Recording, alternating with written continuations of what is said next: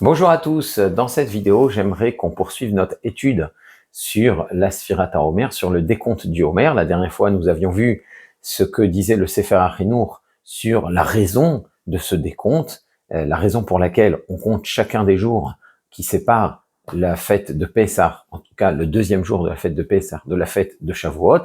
On avait vu aussi ce qu'était le Homer, ce qu'était le sacrifice du Homer et ce qu'il symbolisait. J'aimerais qu'on voit ensemble aujourd'hui la règle pour celui qui aurait oublié de compter une des nuits, qui aurait oublié de compter le Homer pendant une de ces nuits qui séparent Pessah de Shavuot.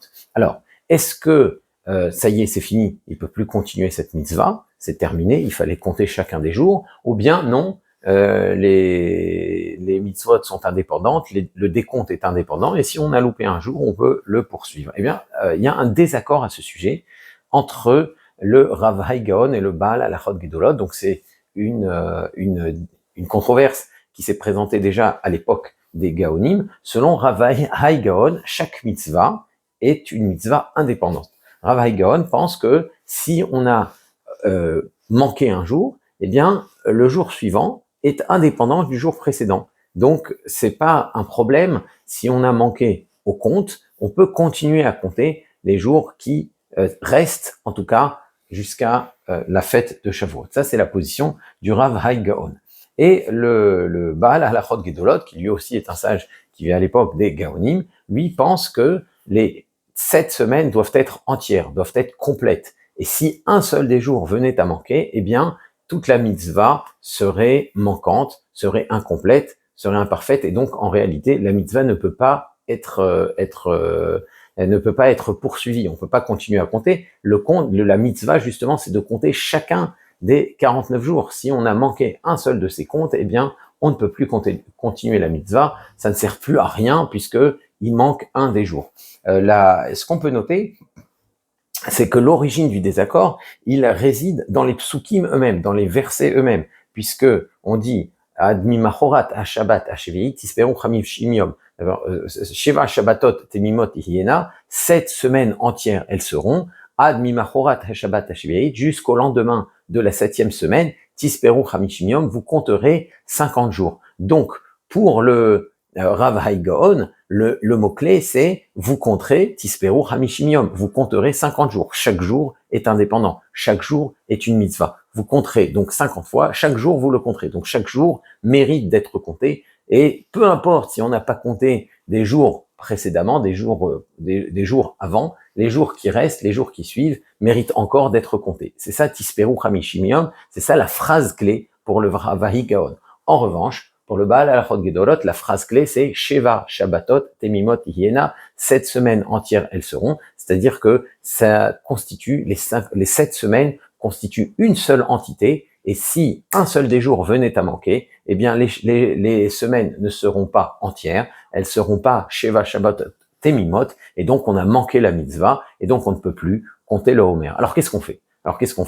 Il y a Rav Hai Gaon qui me dit de continuer le Homer tranquillement, normalement, et le Baal Halachot Gedolot qui me dit de ne pas continuer. Alors même si la majorité des poskim penchent plutôt comme le Rav Hai Gaon, donc on va continuer à compter, il y a un doute sur la bracha. Étant donné que peut-être quand je compte, maintenant que j'ai manqué un jour, peut-être que quand je compte, je ne réalise pas la mitzvah, je ne peux pas réciter la bracha de Asher Kideshanu Bemitzvot Avetzivanu al Sfirat HaOmer, puisque peut-être que je ne suis pas en train de réaliser la mitzvah, puisque j'ai manqué un jour auparavant, ou j'ai manqué 2 jours auparavant. Donc, selon Rav Hai Gaon, c'est vrai, je dois réaliser la mitzvah, donc je continue à le faire. Par respect pour Rav Hai Gaon, je vais continuer à réaliser la mitzvah et je vais continuer à compter. En revanche, dans le doute, je ne peux pas me permettre de réciter une bracha. On a un principe, safek berachot lehakel. Quand il y a un doute sur une bracha, eh bien, on s'abstient. On s'abstient donc, par respect pour le Baal Halachot Gedolot, de réciter la bracha pour les jours suivants. Alors, ce qui est intéressant dans ce débat, c'est qu'on peut y voir 2 conceptions du temps qui s'affrontent. Il y a la conception du temps cyclique. Chaque jour, c'est un jour à part. C'est quelque chose qui revient. C'est une mitzvah qui revient. Chaque jour est donc indépendante de l'autre. Les jours se suivent et se ressemblent.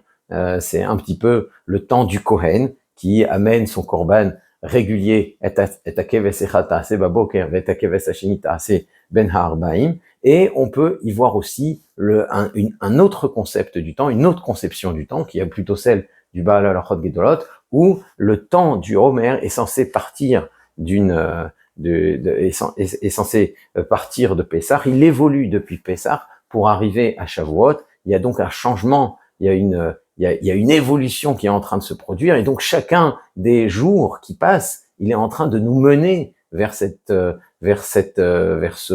dénouement qui est la fête de Shavuot. Donc ça, c'est plutôt le temps du Navi, le temps du prophète qui rappelle au peuple d'Israël ses origines et qui entrevoit déjà l'aboutissement de l'histoire et les temps futurs. Donc ces deux conceptions du temps peuvent effectivement être décelées dans ce débat entre le Ravaï Gaon et le Baal Halachot Gedolot. Alors qu'est-ce qui se passe si on a oublié de compter la nuit et qu'on a envie de compter pendant la journée? On sait que la mitzvah de compter au Homer, elle doit se réaliser pendant la nuit, justement aussi parce qu'on dit Sheva Shabbatot Temimot. Il faut que les semaines soient entières, et pour que la journée soit entière, il faut qu'elle soit composée d'une nuit et d'une journée. Donc je dois compter pendant la nuit pour que, au moment où je compte, eh bien je compte une journée qui va être entière, puisqu'il y aura une nuit suivie d'une journée.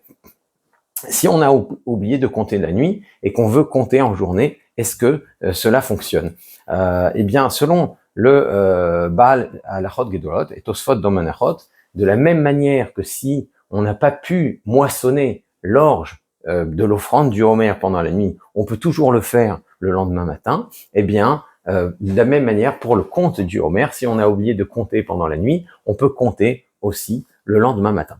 Donc, on pourrait réciter le Homer avec bracha le jour si on ne l'a pas récité la nuit. Ça, c'est ce que penserait le Baal Halachot Gedolot et Tosfot dans Menachot. Cependant, Rabbeinu Tam, lui, n'est pas d'accord avec cette position-là. Lui, il s'appuie sur une source qu'il considère plus adaptée, qui est une Mishnah dans Masechet Megillah, qui pense que toute avoda, tout service du Beth Amikdash notamment, et d'autres services aussi qui doit être fait la nuit, n'est pas valable dans la journée.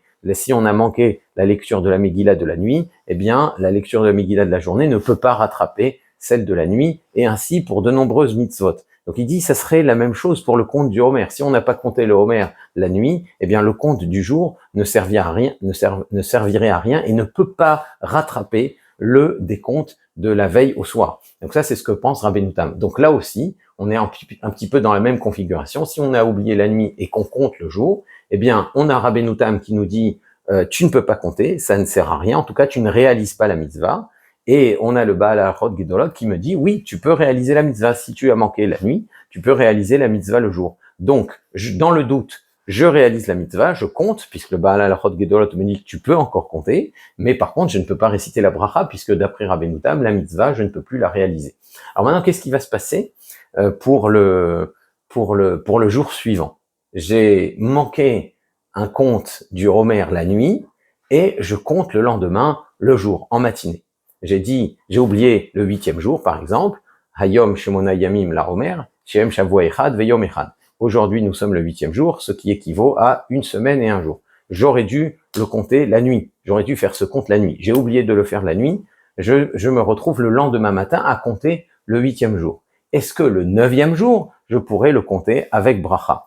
Alors, je l'ai compté d'un côté, j'ai pas complètement manqué la journée du 8, je l'ai compté le jour, mais il y en a qui disent que compter le jour, ce n'est pas compter. Donc est-ce que je peux continuer à compter avec bracha? Et là, on se trouve devant une situation qu'on appelle un safek sfeka, un double doute, un doute sur le doute. Ça veut dire que d'un côté, j'ai Ravaï Gaon qui me dit que même si j'ai complètement oublié le 8e jour, je peux continuer à compter le 9e jour normalement. Donc, d'après Ravaï Gaon, je peux compter le 9e jour avec bracha. Maintenant, le Baal Halachot Gedolot me dit non, ça doit être une entité. Tous les jours dépendent les uns des autres. Si j'ai oublié le 8, je ne peux pas compter le 9. Donc, d'après le Baal Halachot Gedolot, je ne peux pas compter le 9 avec bracha. Donc, j'ai un doute déjà. Seulement là, j'ai compté le 8 dans la journée. Donc, même si je tranche comme le Baal Halachot Gedolot, qui me dit que j'ai besoin de tous les jours pour pouvoir compter, là, j'ai une position, j'ai un posek, Tosfot, dans Menachot et Baal Halachot Gedolot qui me disent oui, mais si tu as compté en journée, c'est quand même un bon compte. C'est quand même un bon compte. Et donc, j'ai pas loupé le 8e jour et je peux continuer à compter le 9e jour avec bracha. Peut-être que la halacha est comme Rav Gaon et que je peux dire la bracha, et même si tu veux me dire que la halacha elle est comme le Baal Halachot Gedolot, que une journée annule la mitzvah, annule la Sfirat HaOmer, là, le Baal Halachot Gedolot me dit aussi, mais que je peux compter en journée. Donc mon compte du jour est valable. Peut-être que le 8e jour en journée, je ne peux pas compter avec bracha, mais la nuit tombée, qui sera déjà le 9e jour, là, je vais pouvoir compter avec bracha parce que j'ai ce que l'on appelle un safek sfeka, un double doute qui va dans le sens de la bracha. Peut-être Rav Gaon, et même si tu me dis que la halacha n'est pas comme le Rav Gaon, peut-être que mon compte du jour est valable et me permet de continuer la mitzvah, et donc je peux compter avec bracha le 9e jour. Alors, est-ce que le principe du safek sfeka, il peut être appliqué à d'autres doutes concernant les brachot? C'est pas évident, c'est un débat entre les décisionnaires. Et il y en a qui disent que c'est seulement pour la Sfirat HaOmer, qui est une mitzvah des Rabbanan, que je peux me permettre de m'appuyer sur un safek sfeka, mais pour d'autres situations concernant les brachot, les birkot anéanim, la bénédiction sur un gâteau, est-ce que je dois dire borémini mezonot ou pas à la fin d'un repas? Dans ce genre de situation-là, selon certains, je ne peux pas m'appuyer sur un safek sfeka dans ce genre de situation. Et d'après d'autres, eh bien, c'est l'exemple type, vu que ici, on trouve dans le Shulchan Aruch qu'un safek sfeka, qu'un double doute me permet de dire une bracha. Dans d'autres situations, ça serait comparable. Donc, c'est un débat concernant les décisionnaires. Mais en tout cas, pour la Sfirat HaOmer, c'est sûr que ça marche. Et donc, si on a compté dans la journée, et même dans la journée, même si on a compté le 8e jour après le coucher du soleil, donc peut-être que c'est déjà la nuit du 9, mais après le coucher du soleil, on est au crépuscule, on est entre le jour et la nuit, on est safek rachecha, safek enat rachecha, j'ai un doute si c'est le jour, j'ai un doute si c'est la nuit. Eh bien ça suffit pour que peut-être que ça s'appelle un compte, et étant donné que peut-être ça s'appelle un compte, je peux compter le 9 avec bracha. Donc ça veut dire que même si je n'ai pas compté le 8, ni toute la nuit, et toute la journée, seulement après le coucher du soleil, je me souviens qu'il faut compter le 8e jour, et je le fais, eh bien, à la nuit tombée, je pourrais compter le 9 avec bracha, puisque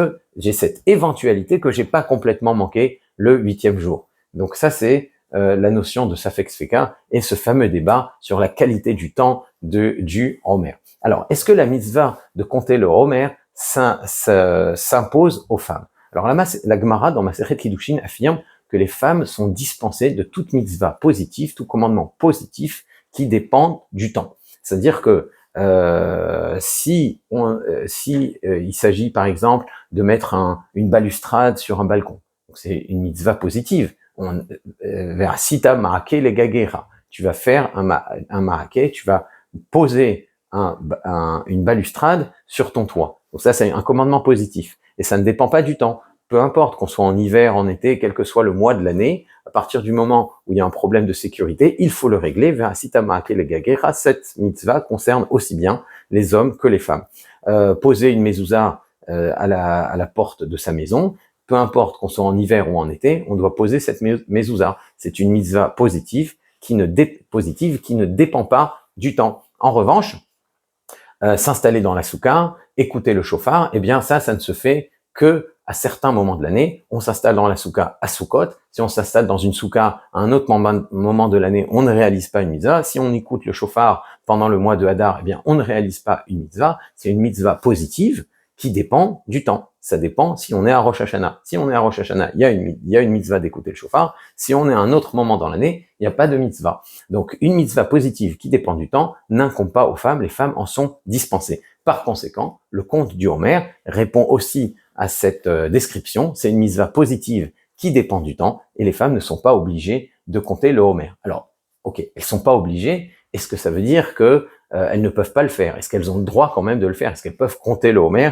si elles en ont envie? Eh bien, selon la stricte halakha, ça ne pose pas de problème. De la même manière qu'une femme a la possibilité d'écouter le chauffard, d'ailleurs le minhag est que les femmes, elles aussi, écoutent le chauffard, une femme peut s'installer dans la soukha, eh bien, elle peut aussi compter le Homer. Alors maintenant, il y a certains décisionnaires, des décisionnaires des poskim qui sont influencés par la Kabbalah, je pense notamment au Ben Ishraï, au Rav Yosef Haim de Bagdad, qui déconseillent aux femmes de compter le Homer pour des considérations justement kabbalistiques, pour des considérations ésotériques. Alors c'est possible que ils estiment que, étant donné que la femme a déjà sa mitzvah de décompte des Shiva Nekim, par exemple, elle doit déjà compter les Shiva Nekim, les 7 jours Nekim, dans le cadre de la Taharat Mishpacha, de la pureté familiale. Alors peut-être que le décompte du Homer, ça ne leur correspond pas. C'est le pendant pour les hommes, donc une femme compte le Homer, ça n'est pas adapté. Donc c'est peut-être ce que pensent les Chachmei Kabbalah, les sages de la Kabbalah, et c'est ce que dit le Ben Ishraï. Mais dans l'absolu, selon un strict halakha, une femme peut parfaitement compter le Homer. Alors maintenant, si une femme peut compter le Homer, est-ce qu'elle peut le faire en disant la bracha, en récitant la bénédiction? Alors là aussi, c'est un débat. D'après Maïmonide, d'après le Rambam, une femme ne peut pas dire cette bracha puisqu'elle dit Baruch ata Hashem Elokeinu melech haolam, béni sois-tu Hashem, notre Dieu, maître du monde, Asher kideshanu bemitzvotav, qui nous a sanctifiés par ses mitzvot, vetzivanu al sfirat haomer, qui nous a ordonné de compter l'Homer. Une femme n'a pas la mitzvah de compter l'Homer. Elle ne peut pas dire qui nous a ordonné de compter l'Homer, puisqu'elle n'a pas cet ordre-là. Tu ne peux dire vetzivanu que si tu es concerné par la mitzvah. Ça, c'est ce que pense le Rambam. Rabbeinu Tam, par contre, un des sages des Tosafistes, donc Rabbeinu Tam, celui qu'on a déjà cité, lui, il dit qu'une femme peut parfaitement réciter la bracha. Il dit quand on dit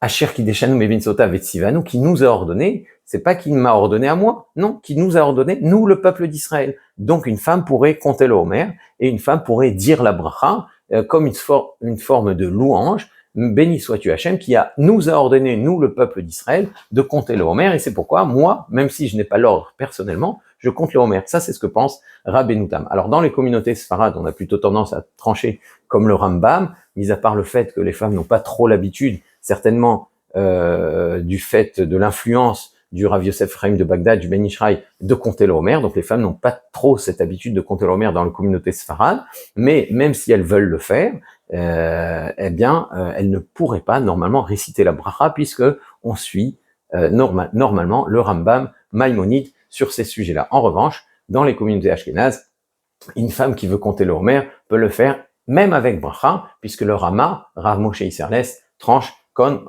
Rabbeinu Tam. Alors bien entendu, comme pour les hommes, il faudra veiller à pas manquer des jours. Ça veut dire que si on se met à compter le Homer avec bracha, il faudra être vigilant à ne manquer aucun jour, de la même manière qu'un homme ne doit pas manquer de jours du Homer, parce que s'il manque un jour, eh bien, il s'avérera que toutes les brachot qu'il a récitées depuis le début du Homer auront été des brachot levatala, des brachot inutiles, puisque à un moment donné, en tout cas selon le Baal Halachot Gedolot, puisque tous les jours du Homer sont dépendants les uns des autres. Donc si déjà on se met à faire la mitzvah, il faut la faire bien et ne manquer aucun jour, de façon à ne pas perdre la bracha, et à être vigilant, à respecter aussi l'opinion du Baal Halachot Gedolot.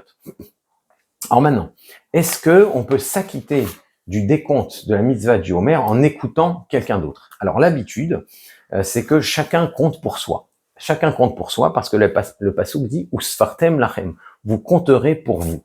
Étant donné que le passouk dit Usfartem lachem, vous compterez pour vous, ça laisse entendre que tu ne dois pas te laisser acquitter par quelqu'un d'autre. Ça veut dire même si tu écoutes quelqu'un d'autre et qu'il a l'intention de t'acquitter et que tu as l'intention de t'acquitter, tu t'as pas réalisé le Usfartem lachem, vous compterez pour vous. C'est toi qui dois compter pour toi-même. Donc, même si, dans l'absolu, on acquitte en écoutant le décompte de quelqu'un d'autre qui a l'intention de nous acquitter, et quand on a l'intention de s'acquitter, on est le 8e jour et il dit Hayom Shmona Yamim, je le compte pour toi, écoute-moi et tu vas être acquitté. Alors là, ça fonctionne. Ça fonctionne, mais le mieux, et la coutume, c'est de compter pour soi. Et l'habitude, d'ailleurs, c'est que le Shaliach Tzibour, quand on compte au Bet HaKnesset après Arvit en Tzibour, le Shaliach Tzibour dit la bracha, il compte, et ensuite le Tzibour dit la bracha et compte après lui. Donc le Shaliach Tzibour, c'est un peu celui qui souffle au public le jour qu'il faut compter ce soir-là.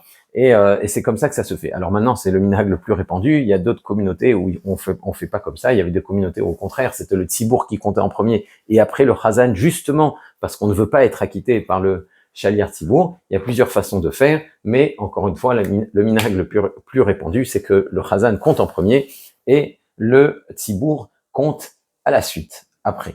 Alors, on doit aussi compter le Homer debout. Autre particularité du compte du Homer, c'est qu'on doit compter le Homer debout, parce que on dit, mais achel chermesh bakama, tachel lispor shiva shavot. À partir du moment où la serpe va entamer la moisson, va entamer les blés, enfin pas les blés, l'orge en l'occurrence, alors vous compterez Chamishinium, vous compterez ces 50 jours. Et les Chachamim, les sages, font un jeu de mots. Il dit quand la serpe va entamer la récolte, Bakama, Kama c'est la récolte sur pied, ne dit pas Bakama, la récolte sur pied, mais Bekoma Tisperu Chamim Shinium. C'est en étant debout, en position debout, que vous compterez ces 50 jours. Ça veut dire que, par respect pour la mitzvah, il faut se lever quand on compte le jour du Homer, quand on réalise la mitzvah de Sfirat HaHomer. Alors si, malgré tout, on a compté assis, c'est valable, on est quitte de la mitzvah, et même chose, une personne âgée, une personne malade qui peut pas se lever, eh bien peut compter assis ou allongé, parce que c'est ce que l'on appelle un bediavad. C'est comme si c'était déjà fait. Ça veut dire que comme on est dans une situation de force majeure, on ne peut pas faire autrement. Donc, de la même manière que celui qui a déjà compté assis, eh bien, il a déjà réalisé la mitzvah. Celui qui ne peut pas compter autrement qu'assis, lui aussi est dans une situation de bediavad. Voilà. Donc, l'essentiel des halachot de Sfirat HaHomer. Si vous avez des questions sur ce que l'on a étudié aujourd'hui, n'hésitez pas à les poser dans les commentaires. Et d'ici la prochaine fois, je vous dis à très bientôt. Au revoir.